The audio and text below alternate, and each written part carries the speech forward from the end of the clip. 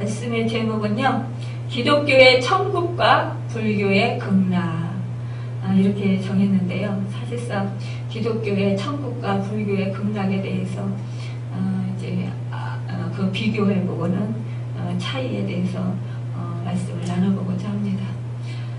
요즘요, 제가 전도를 하는데요.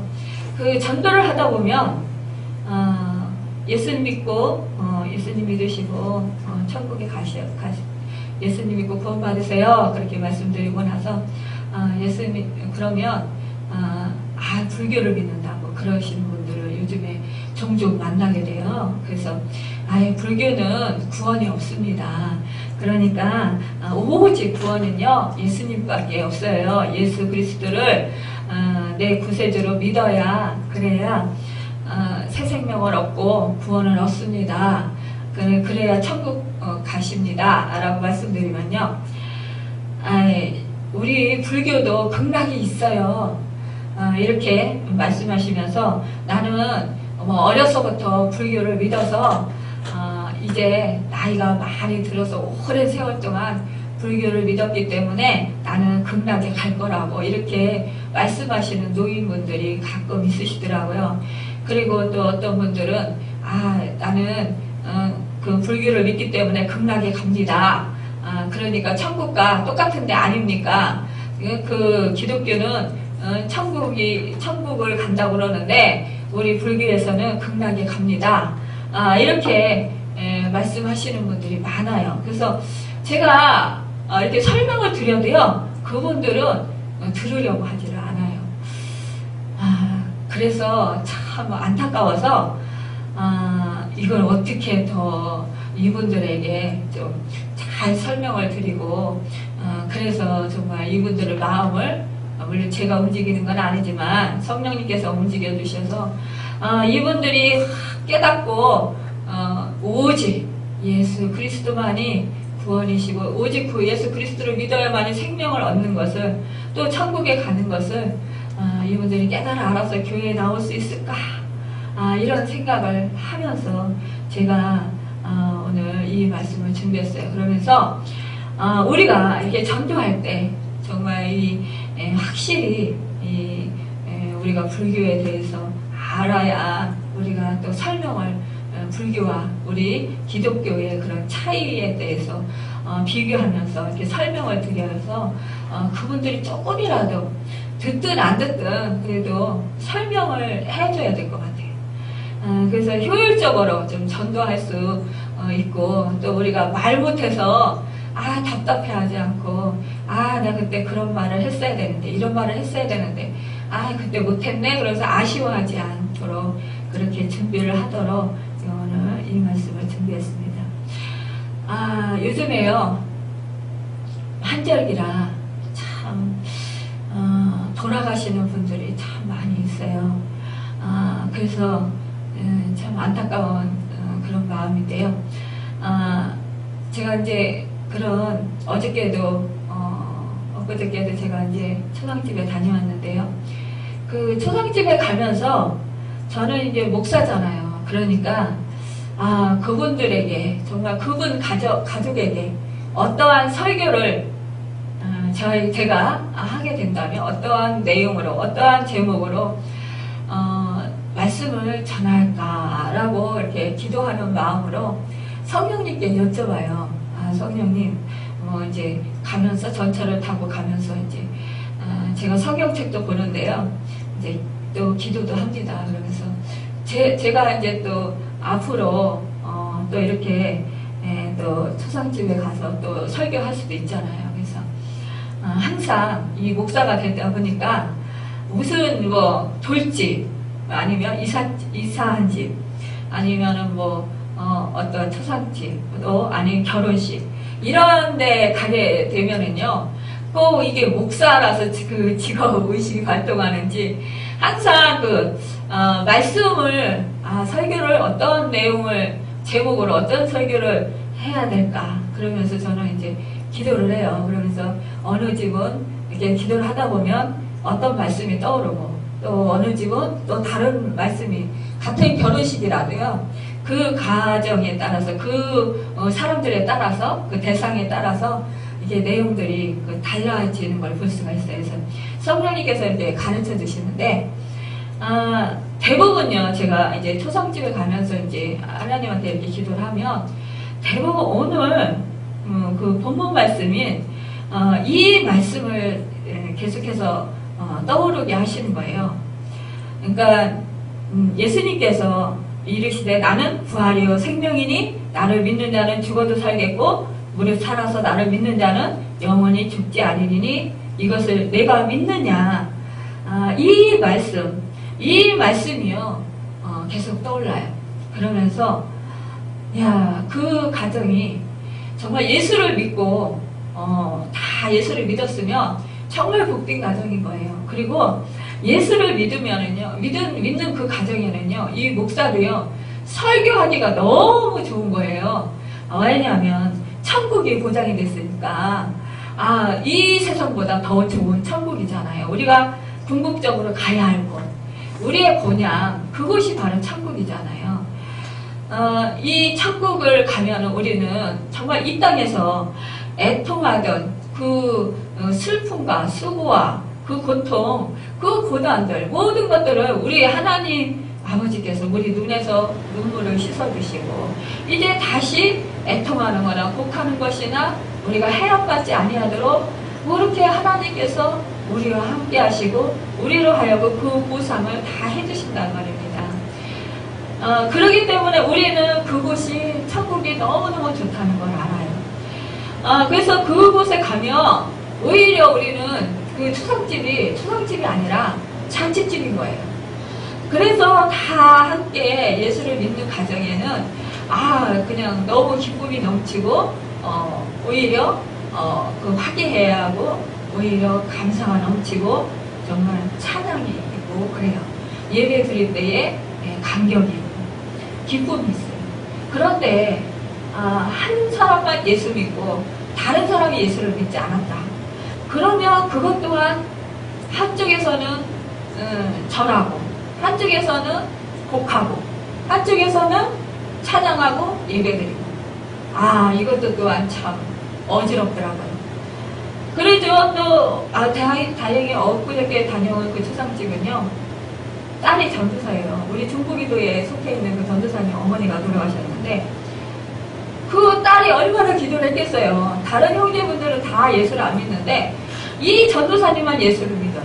이 가정만 예수를 믿어요. 그런데 다행히도요, 이 전도사님 기도를 들어주셔서 이 엄마가 쓰러지고 나서 예수를 영접한 거예요. 그래서 이렇게 기도를 해드리면 이제 쓰러지셔서 뇌출혈이 되셔서 내가 이제 잘 작동을 안 하니까 그러니까 이제 말도 못하고 이제 시무리인가처럼 호흡 끼고 누워 계신 거예요.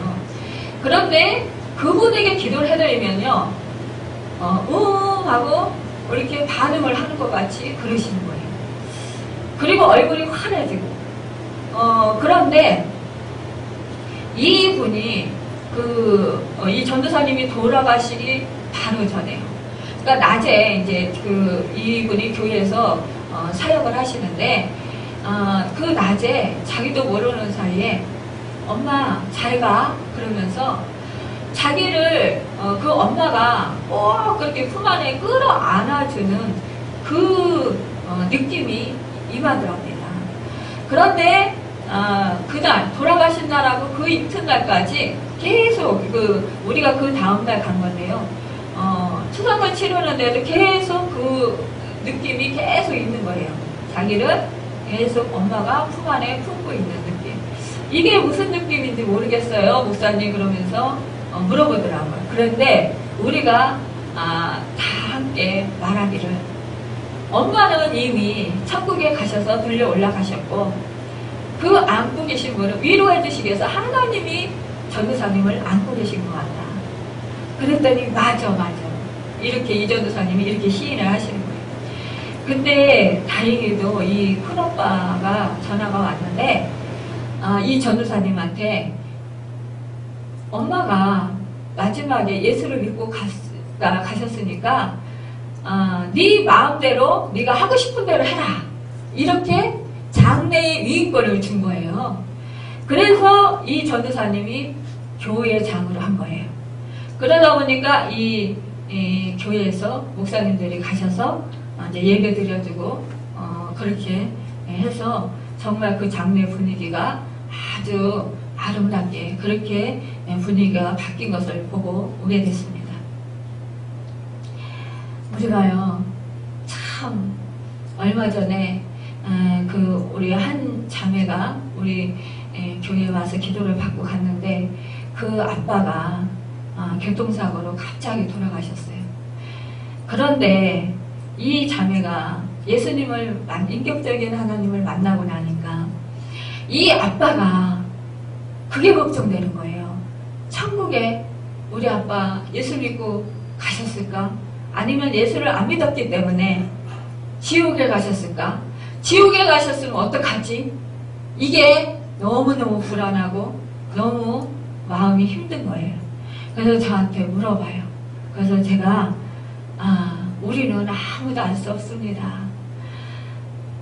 마지막에 정말 복음을 듣고 그래도 누군가가 복음을 전했을 때 그 들었던 그 복음이 그 아버지의 마지막 하실 때 그때 생각이 나서 예수를 구세주로 영접했다면 그랬다면 그분은 천국에 갔을 것입니다. 이렇게 말씀을 드렸어요. 그렇게밖에 위로할 수밖에 없었어요. 우리는 아무도 알지 못해요. 마지막에 예수를 믿지 않았더라도 마지막에 정말 예수를 믿고 그리고 구원을 얻어서 천국에 갈 수가 있습니다. 그런데 또한 안타까운 것은 오랜 세월 동안 교회를 다니고 예수를 믿는다고 하였지만 마지막에 가서 예수를 부인해서 또 지옥에 떨어지는 불쌍한 영혼도 있습니다. 제 사촌 언니가 간병인인데요. 작년에 7명을 보냈대요. 그런데 정말 예수를 전혀 모르고 믿지 않던 사람이 마지막에 이제 며칠 남겨놓고 예수 믿어야 구원을 얻고 천국에 갑니다. 이제 언니 이제 더 버티지 말고 이제는 정리하시고 이제 다 받아들이고 예수 믿고 천국에 가세요. 이렇게 말씀을 드렸더니 눈물을 흘리면서 그러겠다고 기도해달라고. 그래서 극동방송을 계속 틀어놓고 그거를 듣고 또 그 핸드폰으로 다운받아가지고 또 그 찬양과 또 말씀을 계속 들었다 그래, 설교를.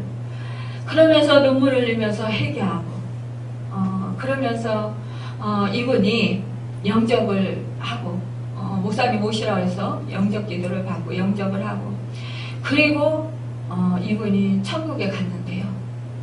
아주 웃는 모습으로 화사한 정말 새 신부 단장한 것처럼 그렇게 갔다는 거예요. 그런데 한 분은 예수를 오래도록 믿는다고 그러면서 교회를 다녔는데 이분은요 고통이 심하니까 막 악을 쏘면서 하나님 없다고 원망하고 저주하고 막 그랬어요.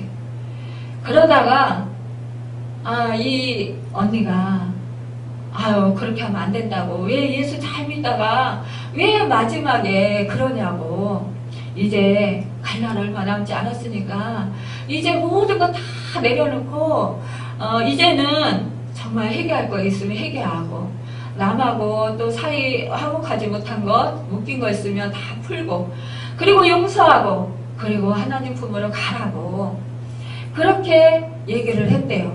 그런데도 나는 하나님 모른다고, 하나님이 살아계시면 나를 이렇게 아프도록 나를 이렇게 고통스럽게 내버려 두지 않았을 거라고, 내가 지금 죽을 것 같은데 이 상황 속에서 그냥 나를 치료해 주지 아니하고 이렇게 내버려 두지 않았을 거라고 이러면서 계속해서 원망을 하더래요. 그래서 이 언니가 이렇게 원망하면 안 된다고 그러면서 제발 다 내려놓으라고, 이제 가면 끝 아니냐고, 돈이 있으면 써볼 수 있는 것도 아니고 그렇다고 뭐 즐길 수 있는 것도 아니지 않냐고. 그러니까 이제 다 헛되고 헛된 거니까 다 내려놓고 이제 회개하고 주님 품으로 가라고 그랬는데도요 계속해서 원망하고 하나님 없다고 그러더니 그렇게 악을 하고 쓰더니요 입술이 훌러덩 뒤집어지더래요. 그러더니 그렇게 눈을 부릅뜨고 무서운 모습으로 끝을 냈다는 거예요. 결국 그분에 있는 그 병실에 무서워서 도저히 들어갈 수가 없어서 자기는 문 앞에서 서서 언니 잘 가라고 얘기했대요. 온 가족들이 함께 모여서 그분이 그렇게 불쌍한 모습으로 그렇게 무서운 모습으로 갔는데 가족들은 안타깝잖아요. 계속해서 가족들은 빙 둘러 앉아서 그 시체를 놓고 예배드리고 기도하는데 그 모습이 너무나 불쌍하고 추근하고 안 됐더라는 거예요.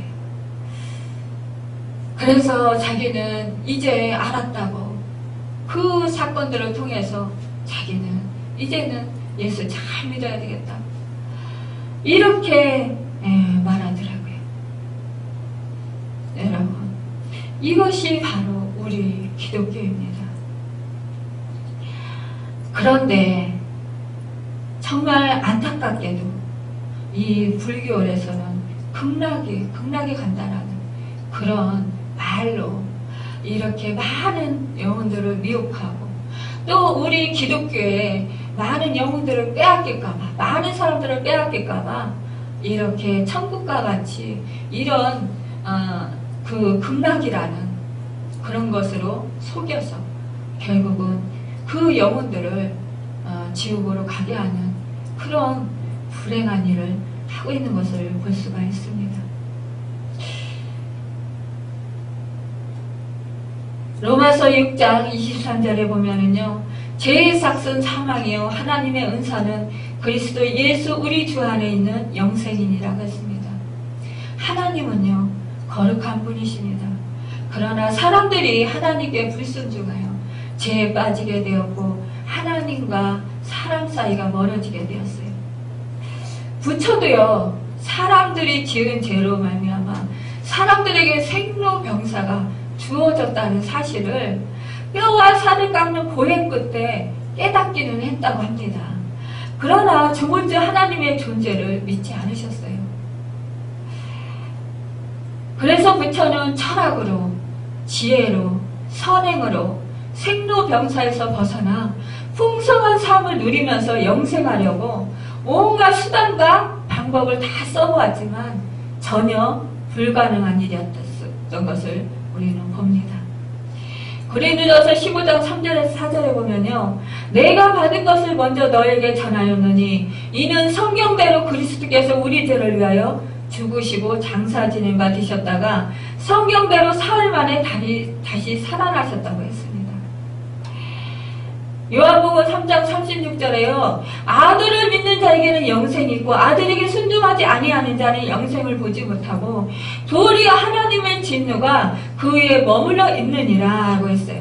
아들을 믿는 사람은요 영원한 생명을 얻고 아들에게 순종하지 않는 사람은요 생명을 보지 못할 뿐만 아니라 도리어 하나님의 진노가 그에게 있을 것이라고 한 것입니다. 요한복음 5장 24절에 내가 진실로 너희에게 이르노니 내 말을 듣고 또 나 보내신 이를 믿는 자는 영생을 얻었고 심판에 이르지 아니하나니 사망에서 생명으로 옮겨졌니라고 했어요. 갈라디아서 5장 16절에 보면요, 사람이 의롭게 되는 것은 율법의 행위로 말미암이 아니며 오직 예수 그리스도를 믿음으로 말미암는 줄을 알므로 우리도 그리스도 예수를 믿나니 이는 우리가 율법의 행위로서가 아니고 그리스도를 믿음으로써 의롭다함을 얻으려 함이라. 율법의 행위로서는 의롭다함을 얻을 육체가 없느니라고 했어요. 사람이 이토록요, 제 아무리 옳다 할지라도 선한 일을 많이 했다 할지라도 하나님 앞에서 의롭다함을 받을 사람이 없다라는 거예요. 사람이 죄를 짓고 안 짓는 것이 문제가 아니라 그렇기 때문에 예수 그리스도를 구세주로 믿느냐 안 믿느냐 하는 것이 문제라는 것입니다. 그런데 이 불교에서 극락에 간다, 천국과 같은 곳이다 라고 생각한다는 것이 잘못됐다는 것이에요. 이 불교에는요 사실상 무신론이에요. 신은 없다라는 거예요. 신의 개념이 없다라는 것이에요.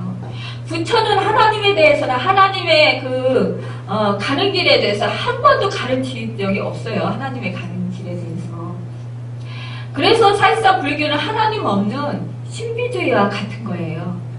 그래서 케네스 더블 모르가는요 자신의 저서 부처의 길에서 다음같이 말했어요.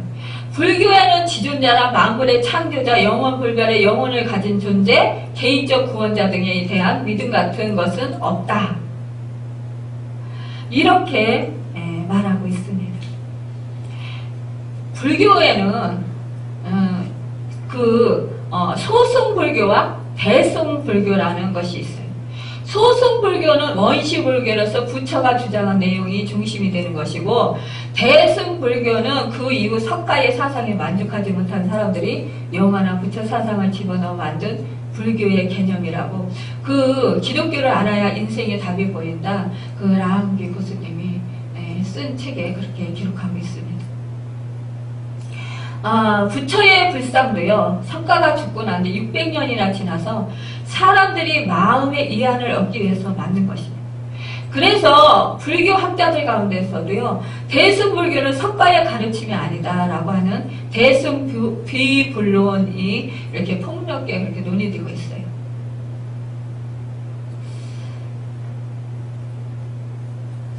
성가의 원래 주장의 핵심은요, 모든 것이 공, 또 이제 무아라는 것인데요. 그는 세상과 고통과 삶과 죽음이 모두 공이며 실체가 없는 것이라고 말했어요. 그러므로 열반이라고 번역된 산스크리트어 니르바나도 꺼져버린 상태를 의미하는 것이라고 합니다. 마치 거센 바람에 의해서 꺼져버린 불꽃처럼 열반은 거센 바람에 의해 생명의 불꽃이 사라져 없어지는 것과 같은 것이에요. 결국 그러므로 불교의 교리는 근본적으로 무신론인 것이에요. 그런데 우리 예수 그리스도는요, 참 하나님이시고 죽음의 문제를 해결한 유일한 구원자이신 것을 우리는 알고 있습니다. 석가는요, 주전 463년에서 383년까지 살았던 불교의 창시자예요. 그는 호화로운 왕자의 몸으로 태어났으나 성 밖에서 늙고 병든 노인들을 보고 인생에 대해서 깊은 회의를 품게 되었어요. 그래서 그때부터 왕국을 떠나 도를 닦기 시작했다고 합니다. 그러다가 그는 보리수 나무 아래서 도를 깨달았다고 해요. 그것은 인간의 모든 괴로움은 인간의 마음, 즉 인간의 욕심에서 나온다는 것이었어요.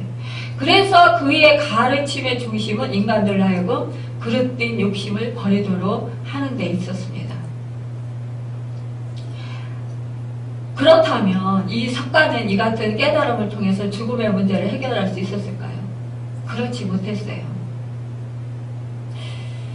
석가는요, 80세가량 되어서 죽었는데, 쿠시나가라는 곳으로 가는 도중에 춘다라는 신도가 대접한 돼지고기 요리를 먹고 배탈이 나서 식중독에 걸려서 그렇게 이제 죽게 됩니다. 이 춘다는요, 돼지고기 요리에 독버섯을 넣었다고 해요. 그래서 이 독에 의해서 결국은 이렇게 독버섯이 들어있는지 모르고 이 요리를 먹은 이 석가가 죽게 되었어요. 사실상 이 석가가 신도 춘다의 배반으로 살해된 것이나 비슷하게 우리 예수님도 그의 제자 가룟 유다의 배신으로 은 30냥에 팔려서 십자가에 죽으셨어요. 그러나 그 석가의 죽음과 예수의 죽음에서는 우리가 근본적인 차이가 있다는 것을 알고 있어요. 석가는 자신이 죽음을 당할 줄 모르고 돼지고기 요리를 먹다가 죽임을 당했지만, 그러나 우리 예수님은요, 미리 그 죽임을 당할 것을 아시고 계셨어요. 십자가에서 죽으실 것을 아실 뿐만이 아니라 또 예수님께서는요, 그 가룟 유다가 당신을 그 은천심에 팔 것도 아셨어요. 그래서 우리 예수님께서 그가 차라리 태어나지 아니었더라면 더 좋았을 것이라고 말씀하셨어요. 우리 예수님께서는요, 당신이 그 십자가에 죽으시고 또 3일 만에 죽음에서 부활하실 것을, 그래서 부활하셔서 살아나실 것을 예언하셨어요. 그리고 말씀하셨어요. 아시고 계셨어요. 마태복음 12장 40절에 보면요, 요나가 밤낮 사흘 동안 큰 물고기 뱃속에 있었던 것 같이 인자도 밤낮 사흘 동안 땅속에 있으리라 라고 말씀하셨고요. 마가복음 8장 31절에 보면 인자가 많은 고난을 받고 장로들과 대제사장들과 서기관들에게 버림받아 죽임을 당하고 사흘 만에 살아나야 할 것을 비로소 그들에게 가르치셨다고 했어요. 그리고 요한복음 2장 19절에 보면 예수께서 대답하여 이르시되 너희가 이 성전을 헐라 내가 사흘 동안에 일으키리라. 이것은요, 이 실제적으로 그 성전 건물이 아니라 당신 몸이 죽은 다음에 다시 부활하셔서 3일 만에 살아나실 것, 이것을 말씀하신 거예요. 그는요, 우리 예수님께서는 그 말씀대로 그대로 예언한 대로 죽음에서 살아나시고 승천하셨습니다. 죽음의 문제에 있어서요, 정말 그 성가나 우리 예수님이 성가나 공자나 이 사람들이 죽음의 문제에 대해서 정말 어떻게 해결할 수 있을까 아마 생각을 하긴 했을 거예요. 그렇지만 결국은 이 죽음의 문제를 해결하지 못했다는 걸 볼 수 있어요. 성가는 그 예화를 보면 어느 날 구리시성 가까이에 시다숲을 지나다가 한 과부를 만나게 되었다고 해요. 이 과부는요, 하나밖에 없는 이 아들을 잃고 그를 살려달라고 석가를 찾아온 것인데요. 이때 석가는 여자여 죽음이란 우리 인간 누구에게나 있는 것이므로 너무 슬퍼하지 말라고 했다고 합니다. 그러나 이 과부는요, 울면서 우리 아들을 살려주십시오 라고 애원했다고 그래요. 그래서 이 과부에게 우리가 너무나도 잘 아는 내용이잖아요. 마을에 들어가서 그 죽은 사람이 전혀 없는 그런 한 사람도 죽은 사람이 없는 그런 집에 들어가서 뭐 겨자씨를 구해와라 하는 말도 있고요. 또 그 쌀을 얻어다가 죽을 거려 먹이면 아들이 살 것이다 라고 그렇게 가르쳐 주었다고 합니다. 이 말을 듣고 기쁨에 넘친 과부는 그 성에 들어가서요, 집집마다 다니면서 이 집에 죽은 사람이 전혀 없는 집이 없습니까? 라고 물어봤을 거예요.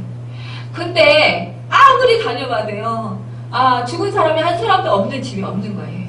결국 풀이 죽어서 이 석가에게 왔습니다. 그리고는 말을 했어요.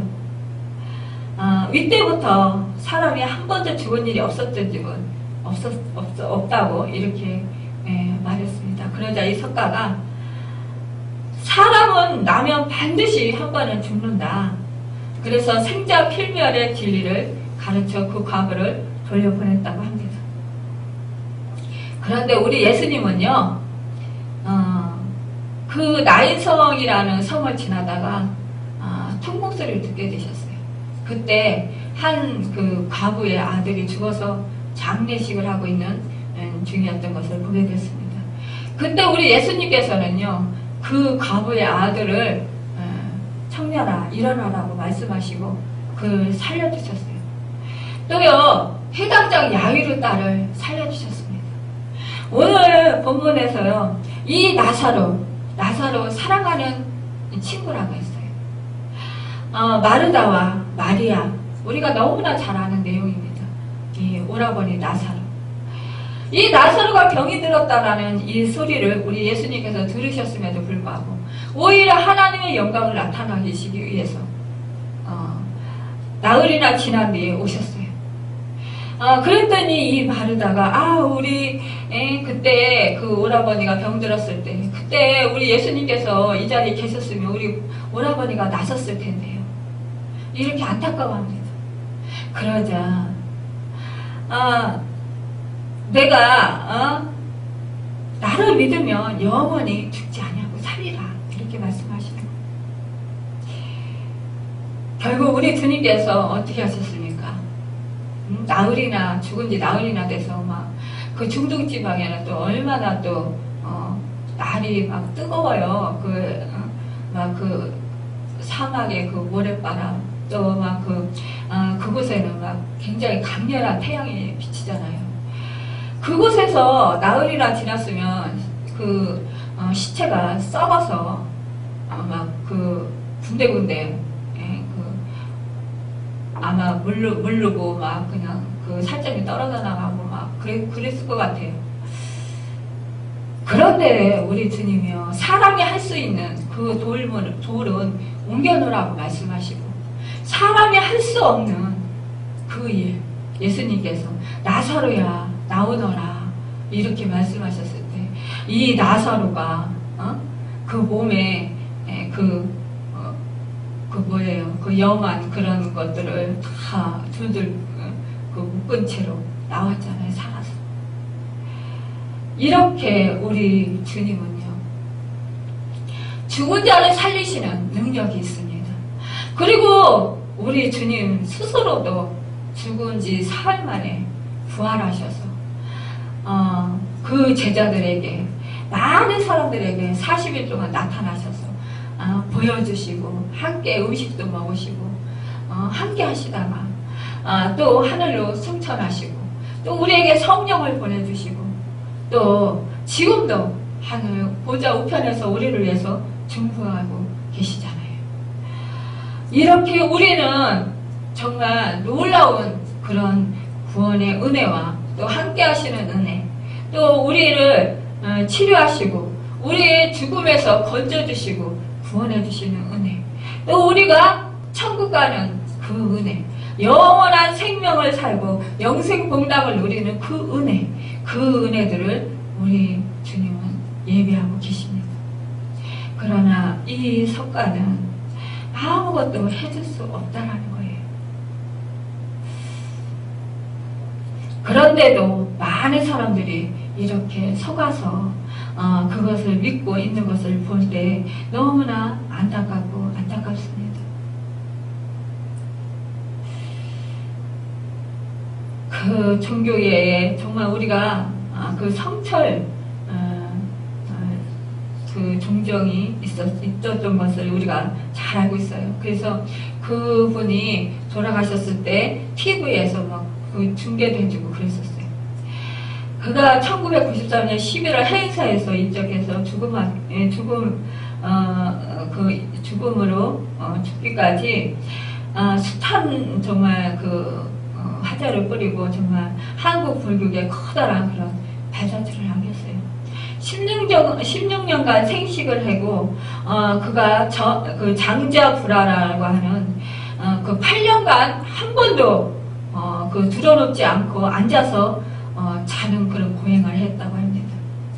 그래서 불자들은 그를 우리 곁에 왔던 부처라고 부르면서 그를 극도로 존경했다고 합니다.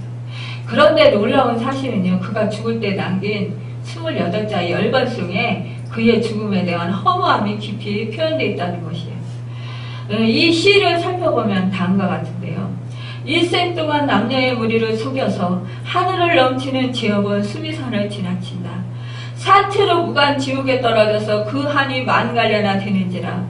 둥근 한 수레바퀴 불금을 내뱉으며 푸른 산에 걸렸도다. 얼마나 두렵고 무서운 시인지 몰라요. 평생을 도를 닦았지만 막상 죽음 앞에 직면했을 때 그렇게 그 석가를 따르고 그의 가르침을 전하던 자신의 삶이 일생 동안 다른 그 남녀의 그 무리들을 속이는 삶을 살았다라고 이렇게 고백하고 자기가 결국은 지옥에 떨어질 거라고 그렇게 고백했던 것을 볼 때에 얼마나 무섭습니까?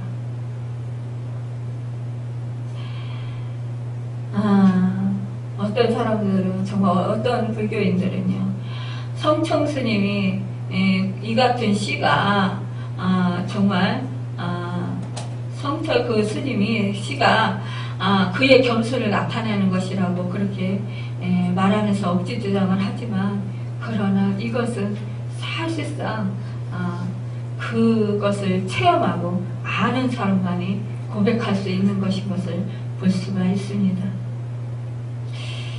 우리는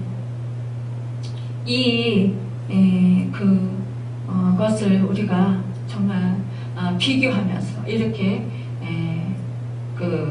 전도할 때나 또 극락으로 있다. 또 내가 선한 행실을 통해서 내가 그 극락에 가야 되겠다.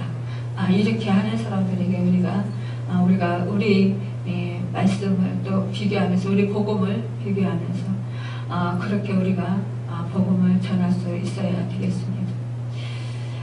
이 위에도요 정말 많은 그런 비교할 정말 그런 것들이 참으로 많이 있는데 우리는 시간이 정말 너무나 안타깝습니다. 정말 이렇게 우리가 하나님의 은혜로 예수를 믿고 구원을 얻었다라는 것, 또 우리는 천국이 보장되었다는 것, 그것이 얼마나 감사한지 몰라요. 그래서 우리는 그 은혜에 감사하며 정말 힘써서 복음을 전해야 되겠습니다. 오늘도 이렇게 잘못된 그런 것에 빠져서 유혹당해서 정말 그 지옥으로 끌려가는 불쌍한 영혼들, 그 영혼들을 위해서 우리가 정말 힘써서 복음을 전하는 우리 모두가 되어야 되겠습니다. 기도하겠습니다.